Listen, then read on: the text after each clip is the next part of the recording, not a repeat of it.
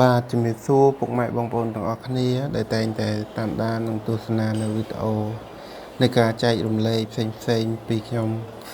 ចឹងថ្ងៃនេះខ្ញុំចង់ចែករំលែកជាមួយនឹងទីកន្លែងស័ក្តិសិទ្ធិក៏ដូចជាការរៀបចំនៅគ្រឿងសក្ការៈសម្រាប់បូជាពេលដែលយើងបានទៅដល់ទីកន្លែងណាមួយជាកន្លែងដែលយើងគិតថាស័ក្តិសិទ្ធិមានឫទ្ធិអំណាចសូមសេចក្តីសុខចម្រើនដល់ក្រុមគ្រួសារក្តីជាកិច្ចចាប់ផ្ដើមយើងនិយាយពីការរៀបចំគ្រឿងសក្ការៈបូជាដែលយើងអាចធ្វើបាន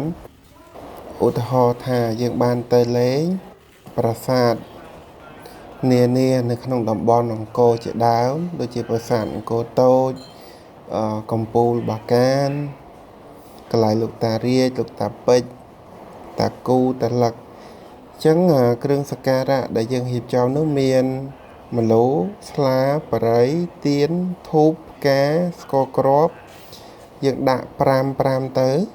ហើយនឹងទឹកសុទ្ធបើអាចយើងដាក់ទឹកសុទ្ធ2ដបទៅថ្វាយនេះជាគ្រឿងសក្ការៈដែលយើងសំលមមនិងយើងសូមបួងសួងសូមសេចក្តីសុខដល់ទាំងក្រុមគ្រួសារដល់ទាំងញាតិរបស់យើងទាំងខ្លួនយើងផ្ទាល់ចឹងសម្រាប់គ្រឿងសក្ការៈបូជាប៉ុណ្នេះជាការសំលមមសំគួរហើយពេលដែលយើងធ្វើហើយកុំភ្លេចផ្សាយបន់និងឧទ្ទិសបន់កុសលនឹងទៅដល់ទេវតាដែលថែរក្សានៅយើងព្រមទាំងអង្គអស់លោកដែលគង់ថែរក្សានៅទីកន្លែងដែលយើងកំពុងតែរៀបចំថ្វាយឲ្យធូរបួងសួងនោះផង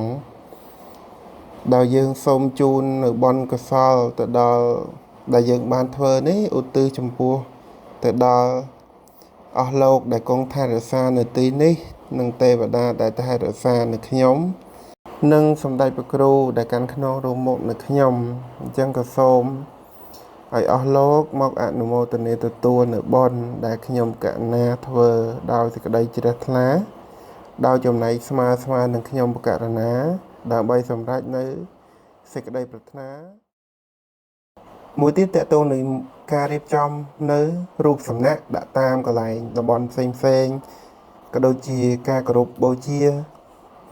យើងគូកបីនេះជាមតិនិងយោបល់ដែលខ្ញុំយល់ឃើញបើសិនជាខុសត្រូវអីក៏សូមខន្តីអភ័យទោសពីសំណាក់ព្រាហ្មណ៍ច្បងលោកអ្នកចេះដឹងកន្លែងណាដែលត្រូវក៏សូមយកចុះកន្លែងណាដែលខុសសូមបោះចេញបោះចោលចុះអញ្ចឹងរូបសំណាកបើសិនជាអាចរូបសំណាកធំយើងគួរតែមានតវលប្រក់ឬក៏កន្លែងដែលមិនលុបដែលសមរម្យឧទាហរណ៍ថាកន្លែងខ្លះយើងមានដើមឈើធំអញ្ចឹងយើងអាចដាក់រូបសំណាក